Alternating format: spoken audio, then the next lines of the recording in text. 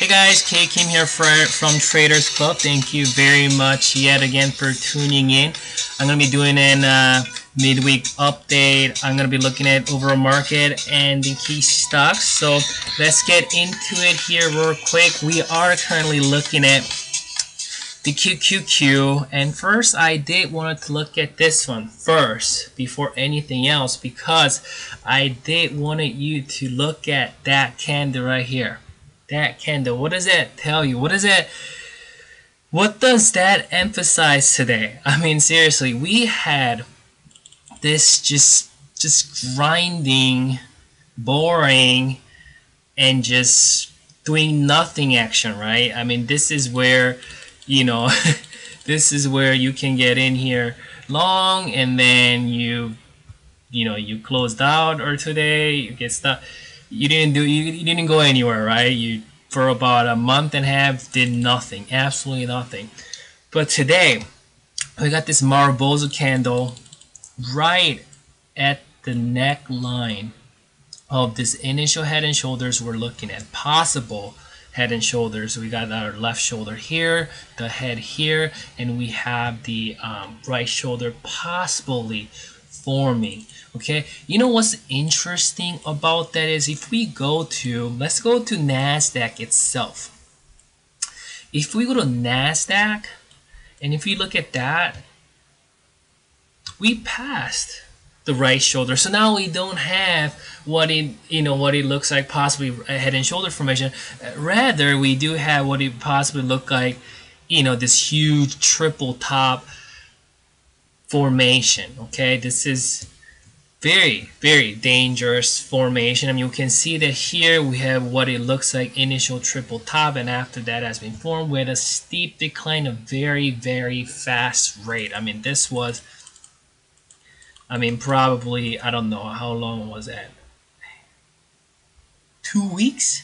2 weeks we did that. You know what I mean? Sure, that was just very panicky move right there. And so this initial triple, what it looked like, the initial triple top that was confirmed by breaking the neckline here, went down. This has been formed after about Feb, March, about 5 months or so, 4 months. But how long has this been here? You know what I mean? This has been like almost a year. This is a year, about 1 year worth of triple top. So when this thing gets confirmed, when this thing breaks down, we're looking at some just massive downside turn that could happen by breaking this neckline. And you know what, it may it may not happen. It might come back here and bounce back up. We don't know that. But these formations, when they get confirmed, they can be very dangerous. But what I wanted to look at is that it never formed that right shoulder on this NASDAQ. But when we go to QQQ, it's almost like they're waiting. You know what I'm saying? Like, it's almost like these guys are, hey, we got the left shoulder here, we got the head here, we got the right shoulder here. So we gotta make sure we hang around here, because we have to form that right shoulder. Isn't that funny? I mean, because NASDAQ did this, NASDAQ index, but QQQ did nothing. Alright, we did nothing. And today, bears just really got tired of it. They bulls grinding, bears trying to push it down, weren't successful. And today candle, what it tells them is that bears are pissed. They're pissed. They don't want to be bullied around anymore. So today we have this huge Mariposa candle. If you put this together, it could be bearish engulfing. I mean, this engulfs actually almost this whole thing. You know what? Let me draw that again. It's not really. We got some wicks down here, but it engulfs half of this nonsense, right? So, and we have high volume there. So what are we going, this is a critical level. You can agree with that because this is right at that right shoulder.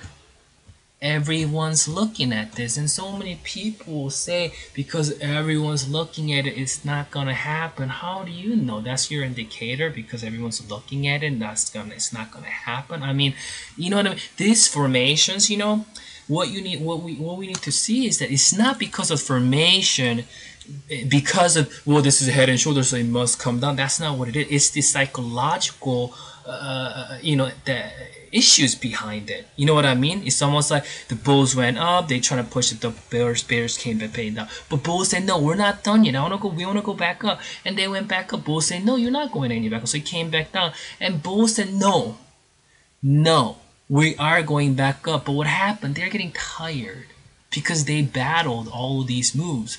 You know what I'm saying? So instead of making a higher high, which is the definition of a trend, right? We got higher high there, higher high here. So to make this trend work is to make another higher high here and then continue this trend. But bulls are tired. So what happened is they couldn't even get up to recent highs. They just kind of stop in the middle, which creates that right shoulder. And then when it falls from there, bulls are very tired because trying to make this run here, there, and then that's when it falls, it just bulls gives out. And that's why this head and shoulders play out. It's not just because of the pattern itself, it's just the psychological effects behind it. You know what I'm saying? Because you know what I mean? Like QQQ, the market, they don't have emotion. But people trade these market, they have emotion, and so their feelings get hurt sometimes, right? When the bulls take over, when bears take over, so there's a lot of fear and greed that goes into this. And so when these formations happen, it's not because these formations work that way, it's just because of psychological behavior that goes with that.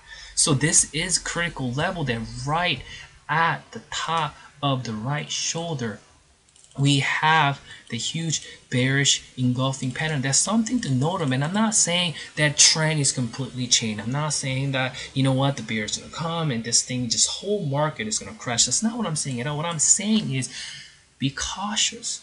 Be cautious. And I've been saying that for some time now because we also have bearish divergence on NASDAQ. Let's go to MACD here. Let's look at NASDAQ here. Let's look at weekly chart. And you can see that on this weekly chart, on NASDAQ index, we have bearish divergence. Last time when we had a bearish divergence, what happened? It did that. So is there a chance that you could do that? Yes. Let's look further. We had a small divergence here. I say small because we made a flat line. Okay, that's still a divergence, but it's not really diverging. I mean, going up, that's going down, or making higher highs, it's like you make higher lows. But even then, what do? We did that. Do you remember this one here last time, 2007 and 8, the crash? You remember this? You remember? We had that, we had this, and then boom. And then trying to get up the neckline here, couldn't push through, boom. And then what happened? We had a bullish divergence, made the stock or NASDAQ made lower lows, and the MACD made higher lows, and then that was a turning point, and it stopped went up. So if we look at the past, last, I don't know, like 7-8 years, right? We just looked at it. Every time when there was divergence, every single time when there was divergence, it reacted to it. There are stocks and different indexes that are immune to these divergence. And looking at the NASDAQ, it doesn't seem like it is immune to divergence. And again, I've been talking about this for a really long time. We are making these higher highs, but the NASDAQ is making lower highs, and you can see that the upper the blue line is starting to curve down. But if NASDAQ continue here, somehow find some support around here, and if it continues to get up, this would actually just go up, and we may never have divergence. So that's why it is critical that we pay attention to these signs. These signs can guide us where it could go. And what I really think? What I really think is, I think this thing is about ready. I mean, this right here, bulls lost all its momentum anyway. So right now, it's just gonna. I really think it's pretty much gonna give out. We have the support here. If that support is broken, which 100 SMA is also residing at this level, and I think that we're gonna fill this entire gap. And if the entire gap support doesn't hold, we're probably gonna come and fill this gap right here around 60.40. And also, I was talking about that head and shoulder level, and if you project this, because if you're looking at this is as the the neckline, and if you project it, we're going about 54 bucks, 54 bucks here. Okay, and also if you put all time that fifth, just pay attention to 54.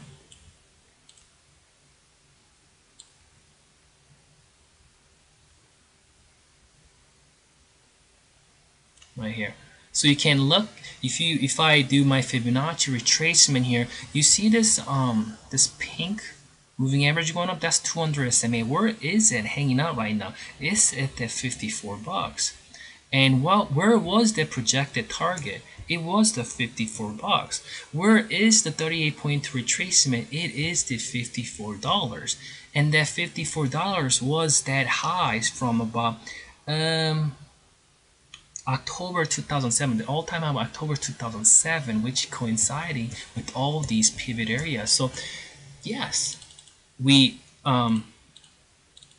this head and shoulder confirms, we start rolling over 54 bucks. That's where it's headed. That is where it's headed. But again, one day doesn't make a trend. So we have to assume that there could be unthinkable, because unthinkable do happen. I mean, if we look at here, I mean, at this time we had a huge bearish move, bulls came back next day. Unthinkable, because this actually gapped down and high volume, and then bulls came back up. I actually was shorting here, and I got stopped here, then stopped out here next day. And today we got that. This is actually a little bit stronger than this candle, because this is longer and this doesn't have any wicks. So this is called Marubozu candle, and we did close below 10 and 20s. We did close below 10 and 20s here as well, but next day bulls did come back. So if we really want to see some bearish pressure coming in, because we haven't able to close below 50 EMA, which is that pink line here. So last time that we were trading below 50 EMA was this area. So it's been a while. It's about a month and a half or so. So if we can, this is what I think. This is what I think it could happen tomorrow. Tomorrow we could kind of fizzle around here and then kind of test that 10 EMA and 20 EMA here. And I think if that line, because I see that every time there's a just big candle, there's always some kind of little pullbacks and retracement. You guys know what I'm talking about. I mean, we had a huge bearish move here, and then little pullback there. It seems like you got that move there, little pullback there. You got some bearish move there, little pullback there. So I just think that maybe we could continue bearish tomorrow, but I have reason. Maybe I think that this 10 and 20, they may want to test it again, just because this is a huge bearish move. We haven't had that kind of move for a really long time. So I wouldn't be surprised it comes back up, test 10 EMA, and then come back down. And if we can close below 50 EMA, that will show more significance, because we haven't done that for a really time. If we do close below 50 EMA sometime this week, we are going to fill this gap. That much I can say. That much I can say. So with that said, that's what I look at the market is going to look like next few days and next week. And if we also look at quickly here, Dow Jones ETF, DIA, bearish engulfing here. I mean, this thing engulfs almost everything. You know what I mean? This whole entire about month of move one day just engulfs everything. Again, like that just tells me just bears are pissed. You know what I mean? I mean, they trying to run this thing down. You can see the long shooting star there. They're trying to gap down here. We got what it looks like hangman here. I mean, during the day, in this day, it looked very bearish, and it just bulls keep pushing it up. And one thing I realized also, this is, you know, this move from late December to today, there was no significant pullback as a solid trend. You know what I mean? You want to make a solid trend, goes up, goes down, goes up, goes down, you know, making higher highs and higher lows. I mean, that is a solid trend. But when we see something like this and then we consolidate, that's when and that's what I talked about last market update, that, you know, in these market index, they don't like to go sideways. They like to go up and down. They like to make trend. These are solid trend. We have all learned that making higher highs, higher lows, which creates that solid uptrend with support and resistance zone. So anyway, this thing goes everything. Currently close below 10 EMA. And I'll tell you why that's a big deal. Because this whole move here since late December, we have not a one day close below 10 EMA. And this day we kinda tried, didn't happen. Today we did with some volume. So if tomorrow, you know, we close below 20 EMA, I'll say there's some bearish momentum probably coming. But what I also want to tell you is that it seems like, you know, these indexes, they don't just go up and then they don't just go tank. You know what I mean? They like to form some kind of consolidation pattern before they roll over. You know what I mean? There's always these consolidation patterns. You know what I mean? They don't, even as you can see it here, went up, down, down, and then it came, and then, you know, it made that up and down. This is how, you know, the index is like up and down movement. But even then, it likes to make some sort of consolidation pattern, and you got double top here. So I don't think from you know, my experiences, I don't think it's just boom boom boom boom. I do think that it could come down and then go up, and then maybe create a, you know, triple top, double top, and then if that gets confirmed by breaking the neckline here, it could tank and initially fill this entire gap here. Again, one day does not make a trend. So looking at today's candle, I cannot say the bearish trend has started. What I could say is that bulls are losing momentum. They've been losing momentum here. I mean, they've been consolidating, doing nothing, just moving sideways for a very long time. And today's move just really a statement that bears are making is that they are just sick of it, sick of waiting around. They are sick of getting bullied by these bulls. So it will be interesting to see what's gonna happen tomorrow. But quickly though, let's get through some of the stocks. I want to look at Apple today. Apple is just, you know what I wanted to talk about Apple is that, you know, there so many people talk about it, so many people trade it. This is a hot topic. Everybody wants to get a piece of Apple. You know what I mean? There are a lot of people who are just really emotionally attached to Apple. They want Apple to do well. I mean, I hear things like, you know, when Apple do well, I feel better or something like that. I mean, seriously, you know, we trade them up or down. That's what we do. I don't care where Apple goes. I just want it to move. But what I wanted to talk about is there are people, I mean, they look at SPY, and there are people who be like, you know, don't trade opinion, don't trade trade what you see. So what they're basically saying is that, you know, there has been this long uptrend, so let's continue to trade upwards, right? And in a way that makes sense. That's what we do. We trade. I mean, the trend assumed an effect until it gives us definite signal of reversal, right? So if we're looking at this, yeah, definitely uptrend. We're gonna trade uptrend. We cannot just guess it that it's gonna roll over here. You know what I mean? You can get burned doing that. You're just gonna continue to trade what you see. But that same person, when they look at Apple and they say that we're gonna find bottom here, or we're we're finding support here. You know what I mean? They don't even take their own advice. Trade what you see. When you say that for SPY or QQQ, that goes same for Apple. When you see Apple with established downtrend like this in 10 and 200, 100 and 200 SMAs being crossed, and every moving average crossing, and every time it trades below 20 EMA, it tanks. Okay, I've been talking about this in my blog and my previous video. It tanks every time it trades below 20 EMA. So when you see this and you say to yourself, well, I gotta trade what I see. So then you don't say that we're gonna make a run for it. We're gonna find somehow bottom here, and then we're gonna go, reverse, right? Just like you don't, when you look at SPY, you're not gonna say that it's gonna also reverse and go bearish. I mean, until today we haven't had any clues of that. That's why when when people get advice, they don't even take it themselves. They're biased even in their own advice. So when I look at, I'm sorry, that was my little rant there because I just thought that was, anyway, stop with that. So we got, like I was talking in the last video, we got that long-term downtrend coming down here. I was shorting down here, I added it here, added it there, and I wanted to add more here, but I didn't. I just didn't know.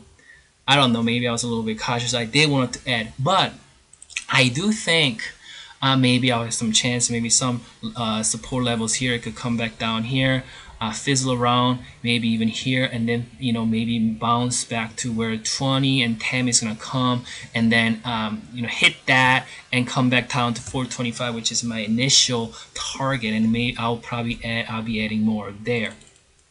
But today's candle, this candle is very, very bearish. This is we don't have any wicks here. With increasing volume, so bears are finding some momentum here, and we're continue to trade below 10 and 20 EMA. And I've been saying also, when we go back to the weekly, and last week, this is the last Friday. This is what I think it was the last Wednesday that I did a midweek update. This is bear flag. I mean, this is just classic bear flag. We have a declining volume here. We have 100 SMA acting as resistance. Also the 10 and 10 EMA acting as resistance. This is Apple weekly chart. And when we go further down, you can see that this uptrend has been broken. This is solid uptrend and has been broken here, and that is acting as resistance. We all know that all support becomes in resistance, so we have that much confirmation on on Apple, and with that and that coming in, with this moving edges crossing. You know what I mean? We don't have any clues on Apple that it's gonna reverse anytime. So when I see it, I will blog about it, but I don't see any of that right now. So until then, every pop I'm gonna short, and that's what I've been doing. Every pop I've been shorting. Every pop I've been shorting. Every pop. Every pop. Not here because I don't play earnings. You know what I mean? That's how you play the trend. That's like, and this is actually well established trend on Apple. If you look at how well it is established, it didn't play like, I mean, for a while we just tanked, right? But then now we're making, what are we making? Lower highs and lower lows. You can see that. And they're established. Established meaning they are more than 3 points for that to happen. And this is why I was talking to our VIP members that this right here, and it was here, I'll show you. Many people are looking at this, they were finding support here. No, because this is only 2 points. You know what I mean? 2 point does not make a trend. 2 point, you can draw possibility there, but it is 2 point to draw, 3 point to establish trend, okay? Just because you draw a line, that doesn't mean it becomes a trend line. You gotta obey the rule of this technical analysis. So this, what is it? It broke like nothing happened. You know what I mean? Because that wasn't established uptrend. To make uptrend, if we would have bounced from here, and then we did that, something like that today, that would have made solid. And if I would have seen that and we close above 10-20 EMA today, and we had a white candle, and we had that 3 points of recent uptrend. I would say, hey, you know what? There is possibility that we are making higher lows, and there's possibility that this might be a little clue that it is turning around. But what happened today? That didn't happen. So then trend continues. This downtrend continues. This 100 200 SMA crossing continues, and everything continues. You know what I mean? And there is no bullish divergence. No matter how you trying to tell me about it, there's no bullish divergence right now. Okay, so Apple, we may, tomorrow we might fizzle around here, but I really think that we might find some more stronger support at around 440-ish or 435-ish, and then bounce to 1020 and then come back down. But ultimately, I do believe we're gonna fill this entire gap right here. Right here, we're gonna. I always wondered why Apple found support there. You know what I mean? There, it's just middle of this gap area. When you're trying to jump, like if you find a solid ground, you can jump higher. But then if you find like a mud or something, like a dirt that is all like puddles and water, you can't jump as high. And it almost feels like that, when stocks find supports at these just awkward level, just middle of nowhere, I always feel like, that jump doesn't have that much strength. If it actually came down, seriously, this is what I think. If it actually came down to this solid support of 425, which has been pivot areas here, and then the gap area here, I do believe that we would have probably jumped higher, maybe even back to 50, and if that would have held, we probably came back down, but maybe we could have even, I don't know, could have even done that. But it just, we did this in the middle of, didn't even fill the entire gap, you know what I mean? So that's why I always thought that move was a little weak. So that's kind of my take on it. I'm still holding full positions on Apple, and I'm not going to sell it anytime I want to ride it to about 425. Probably take some off there. My ultimate goal, you guys been following my blog, my ultimate goal is about 360, which I explain more on my blog, but I don't explain that now. So I want to go, and I'm almost done here. I want to go through real quick about Amazon, because this one's kind of funny. Because I was looking at it, and during the day, this is Amazon Daily, it looked very bullish. Okay, and I kind of looked at it and say, you know what, this kind of looks like possibly awkward looking, left shoulder, head, and right shoulder. And also I thought, hey, we got decreasing volume here, we went up, but volume going down. And also I was looking at the market as a whole, and they were showing some weakness.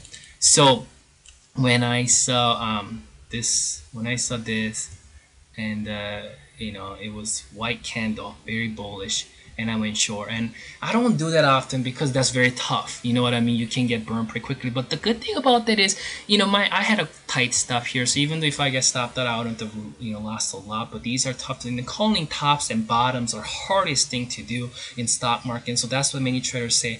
Always, trade what you see and trade after confirmation. Sometimes it could be too late, but I don't use this strategy much. But because I am bearish on Amazon, and if you've been following my blog, you know why. There's weekly bearish divergence and other reasons that, and I believe that Amazon's going to about 220, 200, I think 240, 220, and then initially fill this entire gap.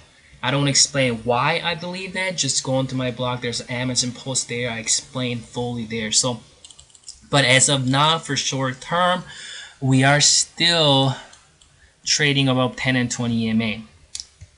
And this possibly be bullish, some kind of bullish flag, or you know what I'm saying, some kind of a panic, some sort. So still game's not over yet for bulls. You know what I mean? For bears, we want to close below 10 and 20. If you close below 10 and 20 tomorrow, it would be good. There's possibility that if bulls gains the momentum here and continue treble high and comes back up here, I'll be shooting there, because then we'll be ultimately creating double top. But I mean, I'm just assuming right now. I don't know what's gonna. But I need more data tomorrow. But from today, volume is okay. It's not all great. I mean, look at this. Volume is a lot higher. So I have to see where it closes. If market continues, if QQQ continues to go down, I think these tech stocks is really gonna fall with it. So that's Amazon. Quickly here, let's look at IBM. Island reversal. This gap still open. What happened? Okay, there's some weird candle showed up that freaked me out. There's a gap there. We have another box here. We need to close below that. I think going up by 196. If 196 doesn't hold, we'll probably come back down here. But we have 50 EMA that is just below that. So we gotta close this below this area and see if we can break this support. Volume isn't great. Volume isn't great. So I'm not gonna be surprised if it kind of fizzles around more and then test that 10 and 20 again, 10 and 20 EMAs again here. So one more, BIDU tanked. BIDU tanked. Ooh, look at that. We got. I don't know. That is freaking me out right now. I don't know why that happened. Anyway, let's go weekly. They really fixed it. All right. BIDU, I've been talking about it. I've been blogging about it. I've been shorting this, and I'm still holding my position. I did take off about 50% of my puts today.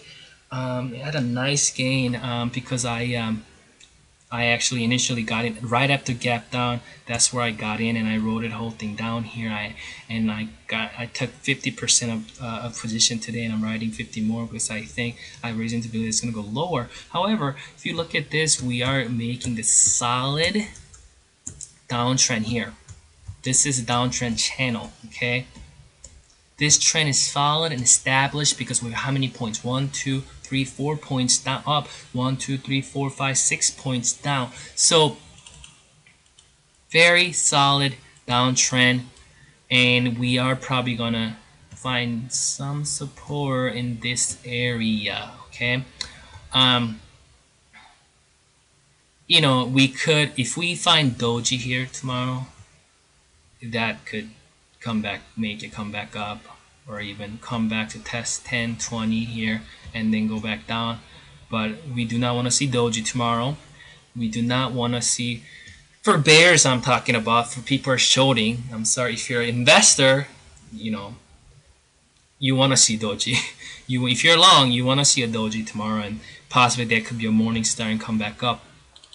But we have just very well increased volume here, so it really shows that bears have been gaining momentum. So let's see where it goes tomorrow, next week. Again, it is solid, very solid, bear channel there, downtrend channel, and my target is 76. But I'm not surprised, if it do this for a while and then do that. You can see here, it came down, went up, down, up, down, up, and initially came back down, so, and then went up, and then so he went down, and then it could maybe do some consolidation pattern and then comes on, and then when you get to 76, it may find it, and so then I ride it long then. So this is how your cycle should go. You trade it down, you get out, you go up, and then you get out, and then you come down, and then you get stopped out one of these, and you just wait, and then when it comes back down, and you ride it. And so that's how you trade these trends if you're truly swing trading. What I mean by truly swing trading, at least a week to a month. Usually I hold my positions about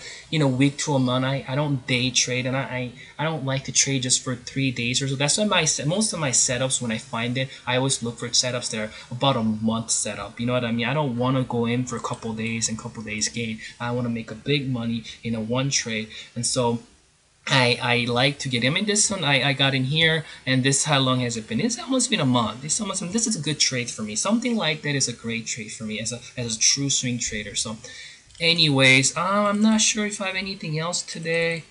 I think that's about it.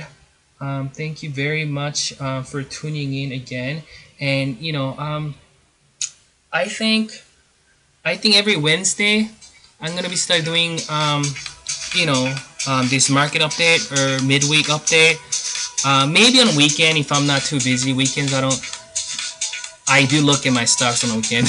I shouldn't. I should just relax and do nothing. But I don't know. I'm kind of a stock chart junkie, so I look at them every day, all night, and that's kind of what I do. So anyway, thank you very much for tuning in, and hope to talk to you guys on Twitter, Stock Twits, and on my blog. Thank you guys.